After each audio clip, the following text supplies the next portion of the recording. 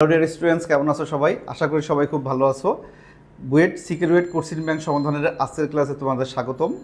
আজকে আমরা তাপগতিবিদ্যার অধ্যায়ের রেফ্রিজারেটর রিলেটেড যে প্রশ্ন থাকে সেইখান থেকে একটা খুবই চমৎকার কিউট প্রশ্ন নিয়ে এসেছি, বেসিক প্রশ্ন। যদিও এটা আমাদের বুয়েট সিকিউরিটের না, এটা বুটেক্স পরীক্ষার কোশ্চেন, কিন্তু আমাদের প্রশ্নটা খুবই মজার কোশ্চেন, ঠিক আছে? এজন্য তোমাদের সামনে আমরা এটা নিয়ে এসেছি, যেটা আমাদের সিকিউরিট কোশ্চেনে বা বুয়েট পরীক্ষায় রিপিট হওয়ার সম্ভাবনা অনেক বেশি। সো আশা করি আমাদের প্রশ্নটি তোমাদের অবশ্যই ভালো লাগবে। সো শুরু করে যাক। তাহলে এই প্রশ্নটা যদি আমরা একটু ভালোভাবে করি তাহলে কিন্তু রেফ্রিজারেটর নিয়ে তোমার ধারণাটা ক্লিয়ার হয়ে যাবে। অনেকেই রেফ্রিজারেটরকে ইগনোর করে যায় বা ভালোভাবে এর বেসিকটা না থাকার কারণে অনেক অঙ্ক বুঝতে পারে না। তাহলে সেটা তোমাদের অ্যাভয়েড হবে এবং তোমরা রেফ্রিজারেটরের বেসিকটা আরও ক্লিয়ার হয়ে যাবে। ওকে, কী বলছে দেখো, একটি ফ্রিজের মোটরের ক্ষমতা দেওয়া আছে 200 ওয়াট। যে ফ্রিজের যে মোটর, আমরা কম্প্রেসার চালাই যে মোটর, সেটা দেওয়া আছে কত? 200 ওয়াট ক্ষমতা দেওয়া আছে। যদি ঠান্ডা প্রকোষ্ঠে তাপমাত্রা 270 ক্যালভিন হয় এবং বাইরের তাপমাত্রা 300 ক্যালভিন হয়, ঠিক আছে? ফ্রিজের ঠান্ডা প্রকোষ্ঠ মানে কি? ফ্রিজের ভিতরের অংশ, সেটার তাপমাত্রা দেওয়া আছে, এবং বাইরের তাপমাত্রা মানে আসলে রুম টেম্পারেচার বা পরিবেশের তাপমাত্রা দেওয়া আছে 300 ক্যালভিন। এবং সেটাকে বলছে 100 মিনিটে ঠান্ডা প্রকোষ্ঠ থেকে সর্বোচ্চ কী পরিমাণ তাপ পাওয়া যাবে। তাহলে 100 মিনিট ধরে যে ফ্রিজটা কাজ করে, ফ্রিজের কম্প্রেসর মেশিনে 100 মিনিট যদি চলতেছে, তাহলে ঠান্ডা প্রকোষ্ঠ থেকে সর্বোচ্চ কী পরিমাণ তাপ পাওয়া যাবে, মানে সে ঠান্ডা প্রকোষ্ঠ থেকে কতটুকু তাপ অপসারণ করবে পরিবেশে। তাই ঠান্ডা প্রকোষ্ঠ থেকে গৃহীত তাপটা আমাদের মেইনলি বের করতে হবে। তাহলে যদি আমরা এটাকে সিম্পলি দেখাই, দেখো যে ফ্রিজের যে আমরা এটাকে যদি আমরা 3টা অংশে ভাগ করি, এই মনে করো আমাদের একটা রেফ্রিজারেটরের 3টা অংশ যদি আমরা এভাবে দেখাই, তাহলে কোনটা কি অংশ? এটা হচ্ছে মনে করো আমাদের বাইরের অংশ, ওকে, ফ্রিজের বাইরের অংশ। আর এটা হচ্ছে আমাদের ভেতরের অংশ, তাহলে ভেতরের অংশ। তাহলে আর এখানে আমাদের কি আছে? কম্প্রেসর মেশিন আছে, বা আমাদের এখানে কি বলা আছে? মোটর। তাহলে এখানে মোটর বা কম্প্রেসর মেশিন এখানে আছে, কম্প্রেসর এখানে আছে। এন্ড বেসিক কী কাজ করে? কম্প্রেসর এই যে ভিতরের থেকে তাপটাকে টেনে নিয়ে এসে এখানে এসে ছাড়ে। আর এর জন্য আমরা বাইরে থেকে তাকে একটা নির্দিষ্ট পরিমাণ পাওয়ার বা শক্তি কম্প্রেসরকে দিতে হয়। তাহলে আমরা কম্প্রেসরে যদি ডাব্লু পরিমাণ শক্তি সাপ্লাই দিই, সে তখন কি করবে? এর কারণে এখান থেকে কতটুকু আমরা ধরে নিলাম Q2 পরিমাণ তাপ ফ্রিজ থেকে শোষণ করে নিল, ভিতর থেকে ঠান্ডা প্রকোষ্ঠ থেকে এসে পরিবেশে Q1 তাপ ছেড়ে দেয়।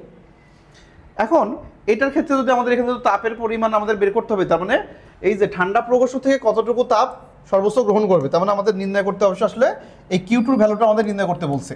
তাহলে আমরা এখানে Q2 বের করবো। আর মানটা দেওয়া আছে কি? দুটো তাপমাত্রা দিয়ে দিছে। তাহলে বাইরের তাপমাত্রাটা বেশি, তাহলে আমাদের এখানে T1 দেওয়া আছে, T1 এর মান আছে 300, আর T2 মান দেওয়া আছে কত? 270, ওকে, ক্যালভিন এককে।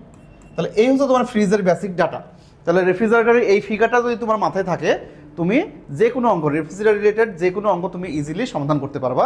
সো এই একটা অঙ্ক করার মাধ্যমে তোমার basic total A to Z clear হয়ে যাবে। এখন অনেকে এইটাকে 1 এটাকে 2 ধরতে পারে, এটা কোনো বিষয় না। তুমি ফ্রিজের ভিতরেরটাকে 1 ধরতে পারো, বাইরেরটাকে 2 ধরতে পারো। এক কথায় ঠান্ডা বা ভিতরের অংশটা একটা, বাইরের প্রকোষ্ঠটা আরেকটা। এখন ফ্রিজে যেহেতু আমাদের কী করে? ফ্রিজ তো নিজে কাজ করে না, তাহলে ফ্রিজকে আমাদের কি বাহ্যিকভাবে শক্তি দিয়ে কাজ করানো লাগে। তাহলে এখানে আমরা কাজ রিটার্ন পাই না, আমাদের আরও শক্তি খরচ হয়। ফলে এটার ক্ষেত্রে ফ্রিজের আমরা কি নাই? কোনো কর্মদক্ষতা নাই। ফ্রিজের ক্ষেত্রে আমরা যেটা ব্যবহার করি সেটা কি? ফ্রিজের COP, আমাদের কোএফিসিয়েন্ট অফ পোটেনশিয়াল বা কার্যকৃত সহগ। তাহলে আমাদের কপের মান কত বা কে এর মানটা যদি আমরা বের করে নিই, তাহলে কে এর সূত্র আমরা কি জানি?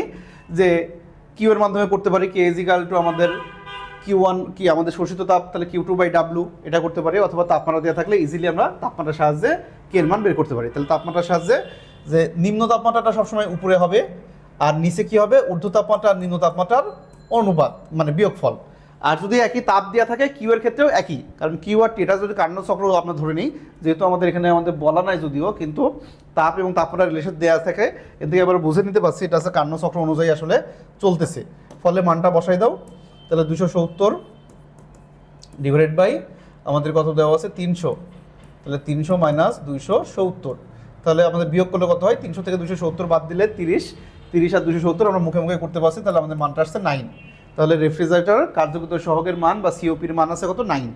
তাহলে একদমই আমাদের দেখো 9 মানে কি? অনেক ভালো রেফ্রিজারেটর, কিন্তু আমাদের কিন্তু খুবই ভালো। কে এর মান যত বাড়তে থাকে তত আমরা কি জানি? ভালো থাকে। সাধারণত কে এর মান 6 থাকে, 6-এর কাছাকাছি, কিন্তু এখানে আসছে 9। তাহলে ফ্রিজটা আসলে আমরা বলতে পারি খুবই এফিসিয়েন্ট ফ্রিজ একটা, ঠিক আছে? এখন আমাদের তো মেইন উদ্দেশ্য ছিল কি?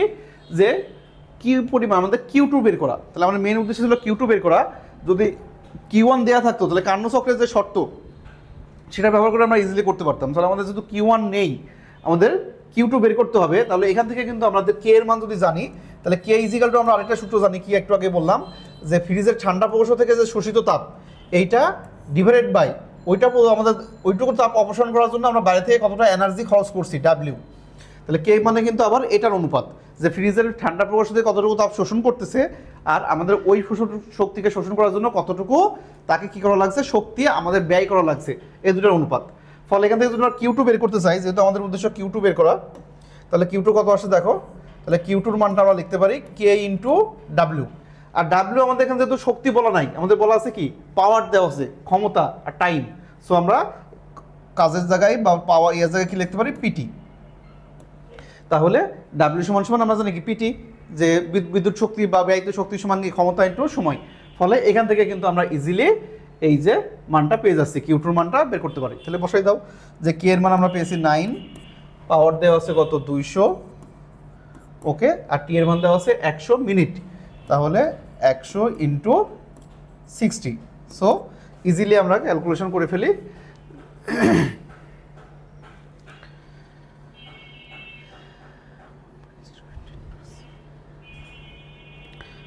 ক্যালকুলেশন করে এর মানটা পাওয়া গেছে 1.08 ইন্টু 10⁷ জুল।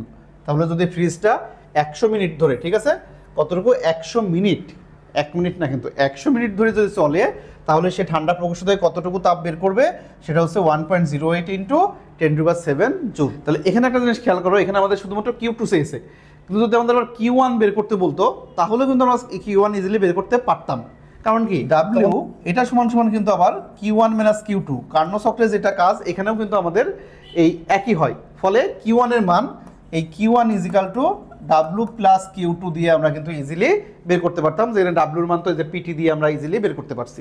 তাহলে আমরা কিউ ওয়ানও বের করতে পারতাম যদি কিউ টু বের করে নেওয়ার পর। ওকে, সো এই রেফ্রিজারেটরের এই বেসিকটা তুমি জানো, তাহলে এখান থেকে রেফ্রিজারেটর যে কোনো ম্যাথই থাক না কেন তুমি অবশ্যই পারবা। তাই আশা করি আমাদের অঙ্কটা অবশ্যই বুঝতে পারছো, এবং এটা বাসায় নিজে নিজে আরেকবার চর্চা করো। এবং এই রেফ্রিজারেটরের ফিগার তাপকে কোন দিক থেকে কোন দিকে যায় এবং এখানে কি হয়, এটা যদি মাথায় রাখো, তাহলে রেফ্রিজারেটর রিলেটেড যত অঙ্ক সব সমাধান হয়ে যাবে ইনশাল্লাহ। সো বাসায় আমাদের আরও প্র্যাকটিস করো, যেগুলো বইয়ে আছে রেফ্রিজারেটরের অঙ্ক সেগুলো তোমরা নিজে নিজে সমাধান করো। যদি কোনোটা কোনো প্রবলেম হয়, কোথাও আটকে যাও, আমাদের কমেন্টে জানাও, অথবা আমাদের সাইফুলস ফিজিক্স অ্যাপের যে স্টুডেন্ট গ্রুপ আছে, স্টুডেন্ট গ্রুপে গিয়ে সাথে সাথে তোমার প্রবলেম তুমি শেয়ার করতে পারো, এবং আমরা অবশ্যই তোমার রিপ্লাই দিয়ে দেবো। ওকে, এবং নেক্সট ক্লাসে অবশ্যই দেখা হচ্ছে আরেকটি নতুন প্রশ্ন নিয়ে। সেই পর্যন্ত আমাদের সাথে থাকো এবং বাসায় অঙ্কগুলো প্র্যাকটিস করতে থাকো। আর অবশ্যই বন্ধুদের সাথে একটু লাইক শেয়ার করে দাও ভিডিওটা। আর যদি আমাদের চ্যানেলে নতুন হও, তাহলে অবশ্যই ইউটিউব চ্যানেলে একটু সাবস্ক্রাইব করে রাখো, আর ফেসবুক পেজে হলে লাইক ফলো করে দাও, এবং আমাদের স্টুডেন্ট গ্রুপে অবশ্যই যুক্ত হয়ে থাকো। দেখা হচ্ছে নেক্সট ক্লাসে।